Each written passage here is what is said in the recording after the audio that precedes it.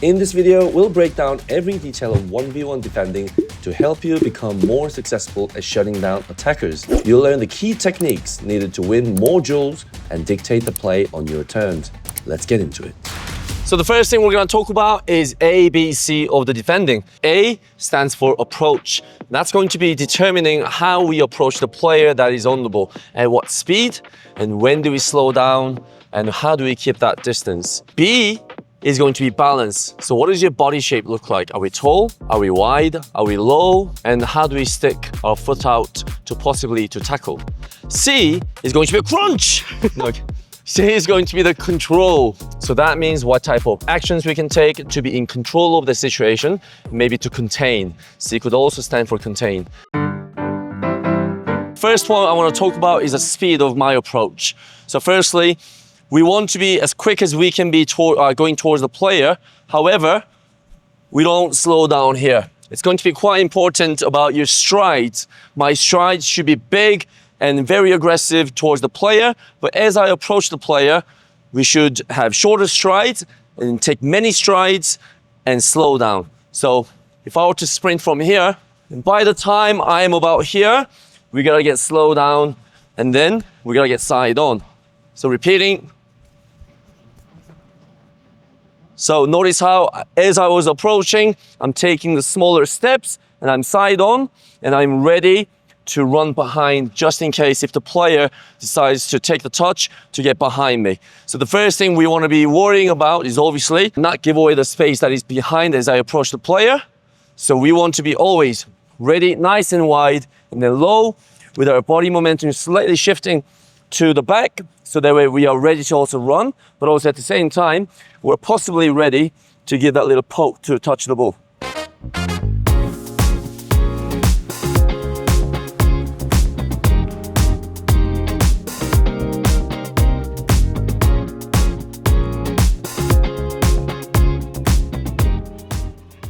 Right, so that's the speed of my approach, and those are the steps of my approach. Let's talk about the distance. What we want to do is, we want to stand at a distance where if I were to lean forward towards the player, I can touch the player with my hand. That's the distance I would like. But if I get too close, by the time the player takes a big touch, I'm beat. He's always going to be moving first, and I'm always going to be the one that's chasing. So in that case, that is not in my favor. The distance we want to keep is when I come leaning forward, I can just touch the player. So that way I have the distance to cover if he decides to take a big touch. If he doesn't, I can possibly come and touch him. Let's talk about the angle. Where do we stand? For example, if the player is right-footed and he's slightly shifting towards the left, then I want to be standing not directly in front of the player, but take a step back so that way my left foot, which is my leading foot for the possible tackle here, is covering the angle that if he decides to take that touch here, I might possibly get in the way to win the possession. So again, what we do not want is standing directly in the middle of the player where I am showing him both angles. Because if he decides to take the touch, I'm beat. He's gonna get around me much, much easier. Generally, what we learned as a player, or as a younger player, who is first starting to learn how to defend, if the player does take a touch this way, great, but if he takes a touch there, I will turn, and then maybe another turn. Now, as a defender, the last thing you want, or the least thing that you want, is to continue to turn your body shape.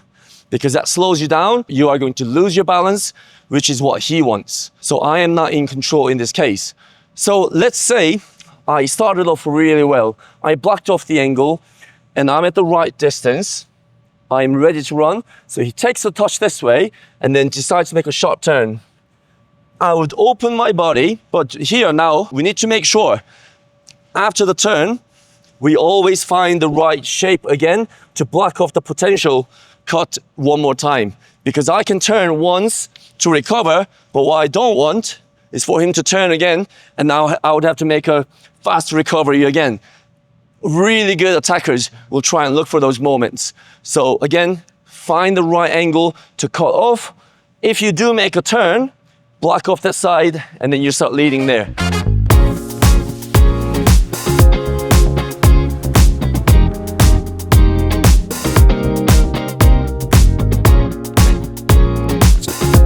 say, as a winger in this situation, were you in control or was the defender in control?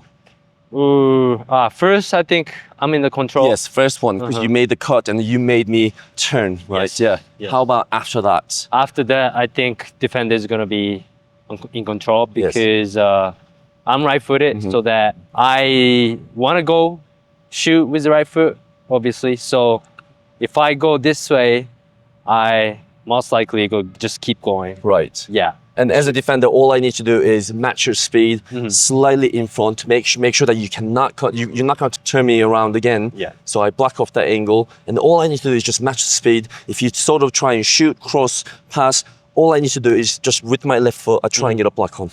Yep. Yeah. So I would say you're right. I would say in the beginning you might have been in control, but the second part of the actions, I was in control. Yeah. Because again, no threat. I can get a block on. Yeah. Okay, so if the player has the ball on the right side and he or she is looking to come in, make sure your approach is not here, but rather here. And we keep on pushing the player this way. So make sure the player is not allowed to come back in. And there, you try and cut off the angle, again, by using the angle of your approach. So it's vital that you know where to stand, what kind of distance to keep, and what kind of positions that you should be able to take. Lower the better, wider the better, and the quicker steps, the better it's going to be. B, the balance, which you basically just covered. The balance is going to be when you're defending, am I just in this shape here, or am I low? If you look at really good defenders, they will try and get low as much as they can. So that way they can be really quick in terms of their lateral movement to diagonal movement, and also going forward and going backwards with the recoveries. And probably the most important thing about the balance, especially against a winger who is very shifty, and I'm a bit worried. I know I am slow, that is, speed is not my game. Going against someone who is really quick in changing the directions, I want to be as low as I can. So that way, if he does decide to turn again, I can be a lot quicker with my changing of the hips. So getting lower balance and wider feet, it's going to give you much more stable ways to defend. So in terms of the balance, the last thing I want to cover is take a look at my steps. We don't just go from here to like this. It's one step from here. Just use your front foot to turn to get into the half turn again. So you want to defend in half turn as much as you can. Now it's C, control. Control, let's talk about first how to jockey. Now, jockeying is going to be very important because we want to be able to contain the attacker. We don't want to be too aggressive where we try and tackle, because a smart attacker, especially really smart ones and the quick ones, they will just go right by you as soon as you try and get aggressive. So we want to get in control of the situation. We want to contain. So this means we want to be here again, approach, balance. In terms of the control when we're jockeying, it's going to be side shuffles, but depending on the player's speed or depending on the situation, you might be jockeying really quickly, or you could be jockeying tiny steps. So that's basically jockeying in a nutshell. So we want to be shuffling our feet sideways. We don't want to be going like this unless the player is at a full sprint and we are doing the full sprint. But if it's a controlled speed and you just want to match his angle or speed, we just want to be going there with him, jockeying together. You know how to jockey. We're trying to contain the player, but we need a plan of action as well. I want to make him move. I want to make him move under my control. I want to force him to make a decision. And so what do we need to do? We want to be able to poke. That's a slight tackle, but basically trying to poke the ball to tackle. Yeah. So same thing, approach, balance, jockey. And then at the right time, see if you can poke. You can be very quickly, until Dice gets the ball. We can be really quickly to poke the ball, or the poke can be really useful in terms of make him make a move. So if I'm standing here, if I try and poke, look how he just quickly got low and started to dribble. That's something we might try and force the player to do, that sort of actions, because he might take a big touch because he sees the foot coming. When he takes the big touch, that's when I get across him. So again, let's do it a little bit better, more lively. So jockeying, that's when I get across, and then when we defend. That's why I say, when we start dribbling, dribbling is about timing, because as the attacker, you want to wait for the foot to come in. He wants to be in control. Whereas me as a defender, I want to be in control. So it's a constant battle of the brain, whose foot's going to come in first, or what are we waiting for? So this is why, if you see the professional matches, they don't necessarily go and bang tackle, because they know they're going to get skinned, or every single time.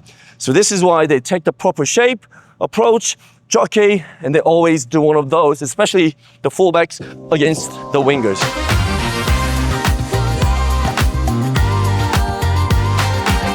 Whoa! Yeah, all good.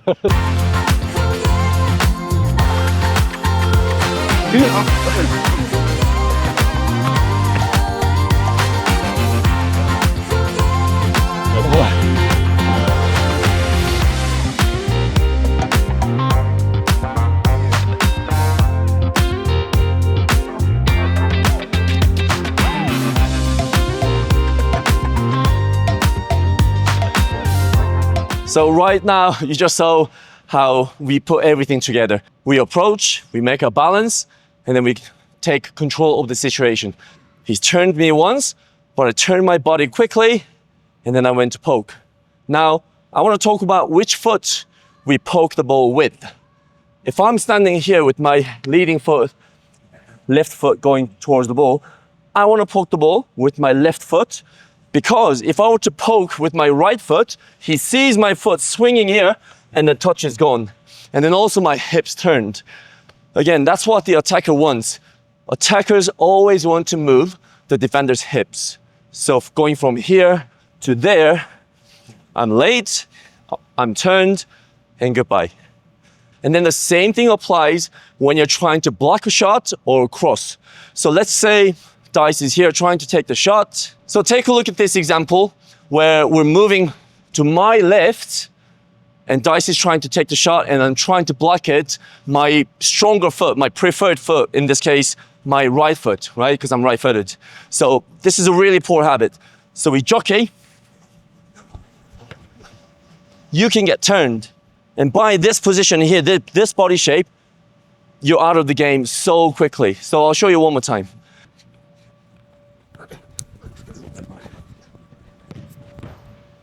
So like you just saw, if I try to block it with my right foot, I'm done.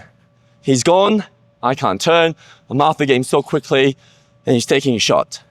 How about if I do it the correct way? Blocking it as I jockey with my left.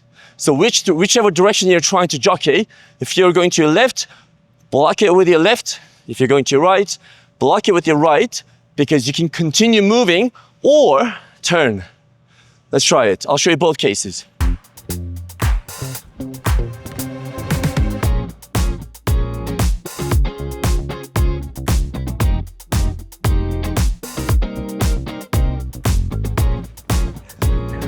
Oh. Get in!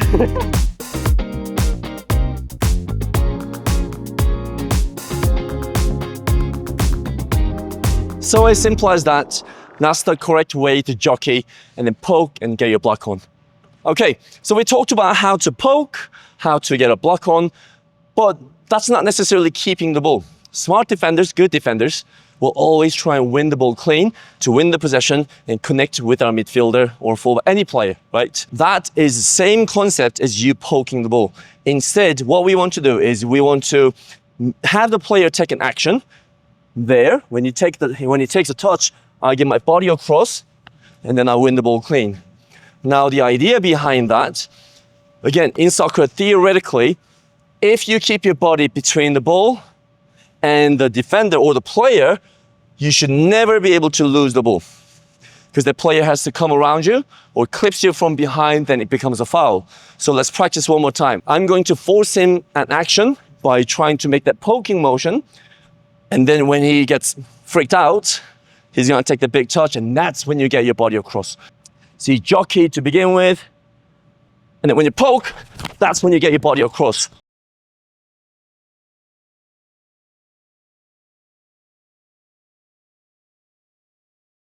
A little tip to this, you want to go across with your leg, not your arm. The arm's like a bonus, it's secondary. But when it takes that big touch, it's actually your leg that comes across like this with your glute, and that blocks the player off, puts the player out of the game. If you just try and go with your arm, sometimes you might just go against a player that's superior than you in terms of the strength, and he just might do one of those and you're out of the game again. So always leg first, right? Yeah.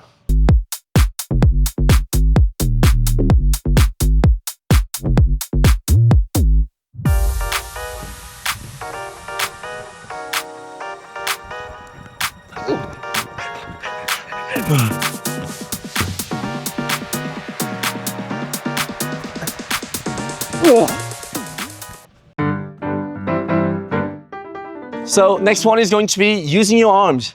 I think some of it, especially in the youth games, a lot of the families or so the parents and the referees are quite sensitive when it comes to using the arms, but they are essential when it comes to defending, or even as an attacker who wants to hold me off, right? It's such an essential tool for your game. As a defender, it's a vital thing because we want to be in control of how quickly or how slow he goes, right? We want to contain his movement. In this case, we talked about the distance, and that potentially could be, if he takes the touch, it just might be to get him blocked off and slow him down. Now that wouldn't be a foul. Start using your hand, or when he's aggressive, can you start using your forearms to block him off? However, if you start to do one of those, you might be asking for a fight. That is when the player continues to dribble. How about when he turns? We want to also slow him down on his turns as well. So that means as he cuts me, I just might block him off with this arm, with the other arm, right? Or if it happens very quickly, you also could block him initially with this arm here first, and then switch off to this arm here. Now that honestly also isn't a foul. Depending on how much you grab him in this case, quite sensitive, depending on the referee. But normal cases, in terms of your, during the transition of your body shape, come off.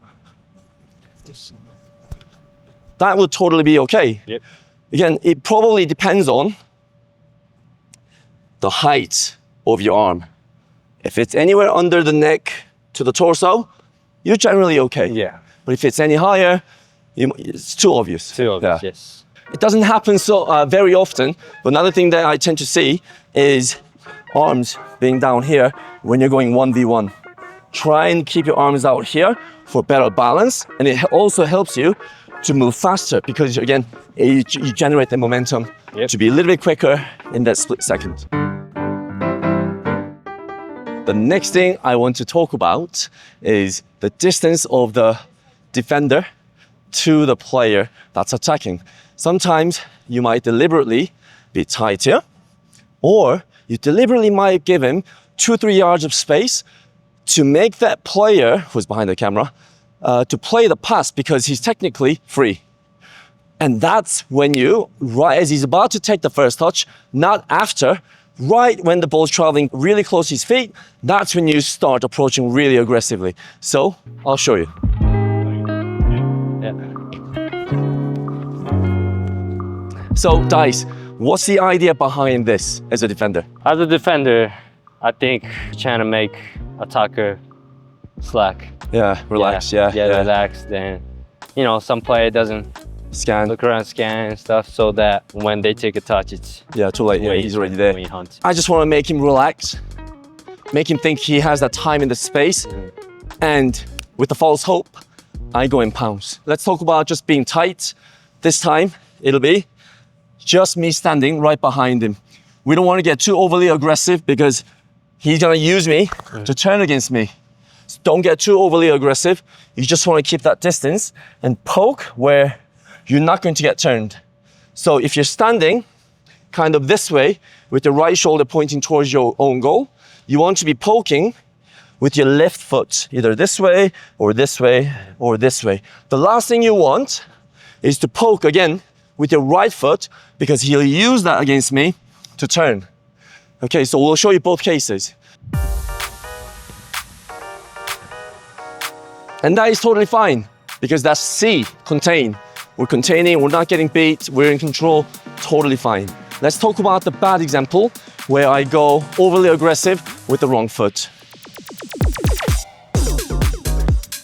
So just like that, I got too aggressive and I was not in control.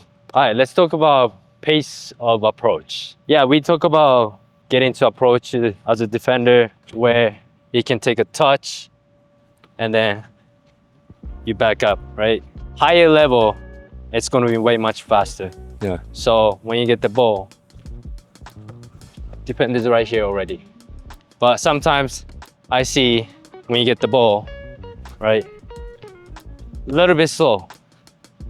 I mean, yeah, you're getting prepared for the attack to defend, but also you giving them options what to do. Yeah. So pressing faster is that takes their mind of what to do. And this is what precisely Roy Keane butchers about Man United all the time. Are they pressing? Are they not? Yeah. Right? Yeah. It's very much, oh, I've done my job. Uh-huh. No, that's not pressure. That's not how you approach. So the good approach, again, should be where the player takes a touch and the defender's right there. Yep. That's good pressure. Again, professional settings or higher level, they'll do that throughout the whole game. Yep. And this is what's really tiring. Yeah. And it's the consistency of your actions rather than the intensity of your actions going in a short time. You want to get really quick in terms of your approach, but at the same time, it's the fine medium where you're not too aggressive, because a smart player will see the speed of the approach, will use that to make one touch turn into the space. So again, it's the battle of the brains. Yeah. Yeah. That was a good poke.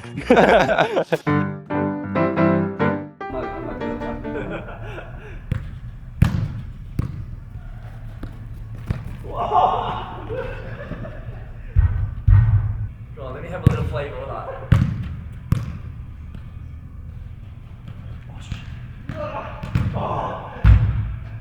Go on, let me have a little flavor of that.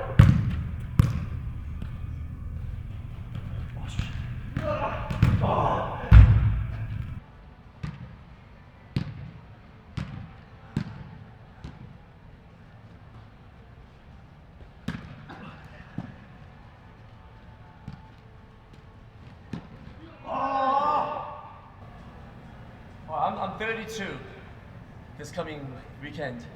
How old are you? 27. And he's still trying to play a pro, so cut me some slack.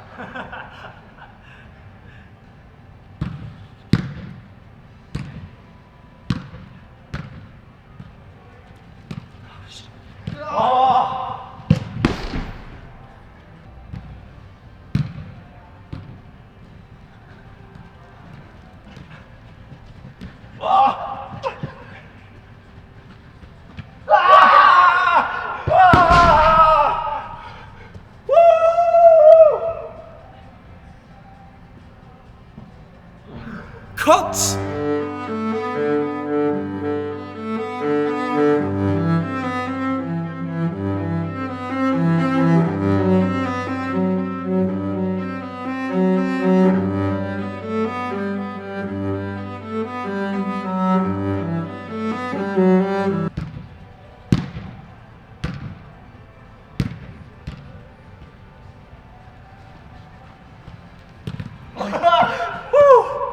Oh.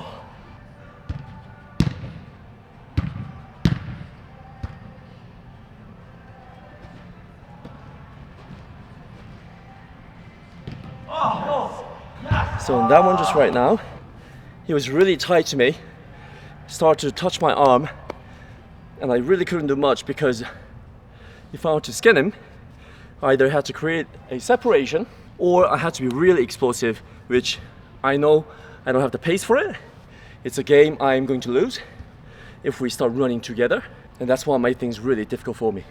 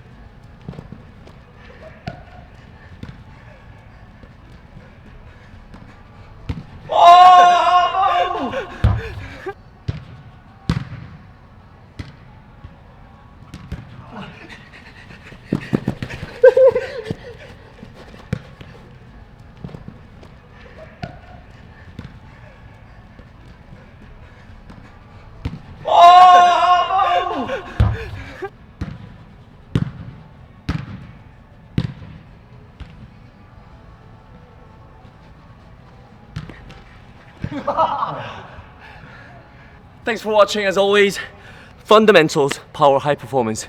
Go and get it. Well done, Dice. Good work.